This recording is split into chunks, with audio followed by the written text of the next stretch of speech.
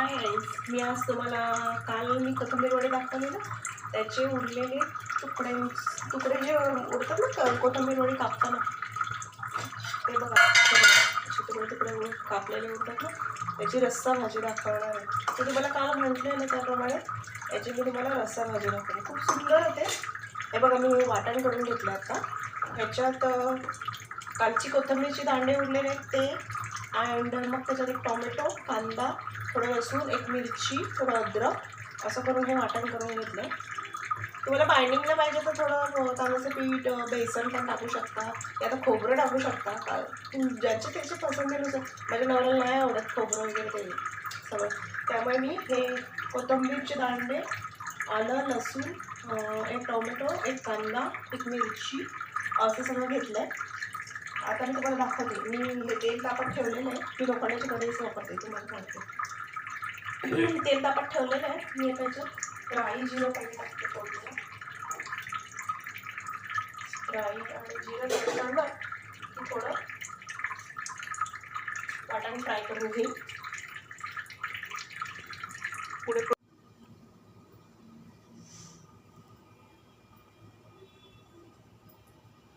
हे बघा कशी राई तडतड तडतड आवाज येते तुम्हाला, तडतडली.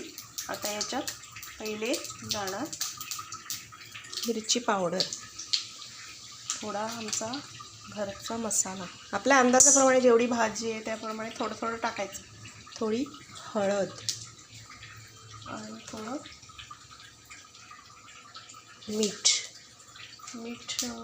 अंदाजाप्रमाणे कमी जास्त आपली जेवढी भाजी असेल. आता मी याच्यात हिंग टाकते मी थोडंसं आपल्या अंदाजाप्रमाणे टाकायचं. हिंग कोण किती टाकते हे बघा, हे हिंग वापरते. हिंग टाकलं आणि थोडं हे केलं तर आता याच्यात जाईल माझं वाटण. मी याच्यात आलं लसूण जे बनवलेलं होतं ना तेच टाकलं.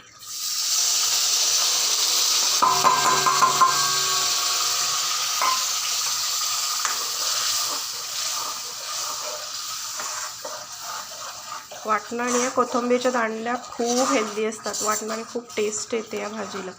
नाही याला गरज बाइंडिंग वगैरेची तांदळाच्या पिठा, याच्यानेच खूप जाड होईल. कारण याच्यात ऑलरेडी बेसन तांदळाचं पीठ टाकलेलं. काल वड्या करताना मी तुम्हाला दाखवलं.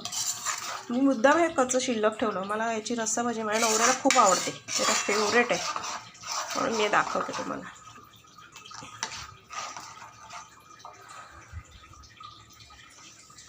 झालं हे वाटण थोडंसं तळायचं आणि मग हे वड्या आहेत ना ते टाकून द्यायचं याच्यामध्ये. थोडं उकाळा घ्यायचा, थोडं पाणी लागेल याला.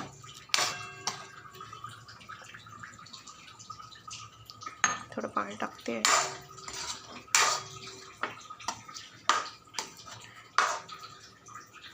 बघ किती छान कलर आला. मिरची पावडर छान आहे. थोडं पाणी टाकायचं. किती टाकलं बघितलं ना मी, अर्धा कप पण नाही टाकलं. आता गॅस पण मोठा करायचा आणि थोडं उकळून द्यायचं. उकाळा आला ना खूप टेस्टी लागते भाजी. भाकरीसोबत, चपातीसोबत, भातासोबत खूप छान लागते.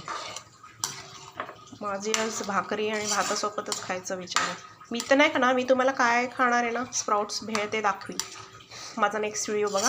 मी स्प्राउट्स भेळ पण बनवणार आहे आज, ते दाखवेन तुम्हाला. मग एक उकाळा येऊन द्यायचं याला की मग झाली आपली भाजी. भाताबरोबर, चपातीबरोबर, कशाबरोबरही तुम्ही खाऊ शकता, नो टेन्शन. बघा गाईज उकाळा येतोय. आता किती जाड झाले बघा भाजी. मी फक्त कोथिंबीरचे दांडे, एक टमाटा, कांद्याने केवढी जाड, ना खोबरं ना तांदळाचं पीठ काहीही टाकलेलं नाही. खूप जाड झाले भाजी, खूप जाड झाले आणि खूप टेस्टी झाले. मी तुम्हाला टेस्ट करून दाखवते याची. बघा गाईज मी टेस्टिंगला घेतले आणि खूप सुंदर लागते.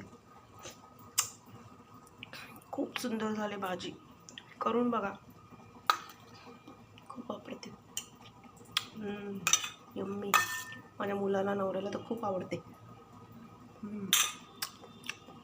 तर करून बघा, खूप सुंदर होते. हे बघा गाईज, हे बघा मी माझ्या नवऱ्यासाठी जेवण वाढलं आहे. ज्वारीची भाकरी, मग अशी दाखवली ती कोथिंबीर वडीची भाजी आणि राईस. आज माझा राईस जरा म्हणजे व्यवस्थित नाही झाला आहे, थोडं पिचका झाला आहे. कसं काय झालं काय माहिती नाही, नो आयडिया. तुम्ही जरा सांगा राईस मोकळं व्हायचे काय पद्धत आहे. मला राईस मोकळा नाही करता येत, काय माहिती नाही काय प्रॉब्लेम आहे. तर बघा मी आता तुम्हाला हे कोथिंबीर वडीची भाजी टेस्ट करून दाखवते.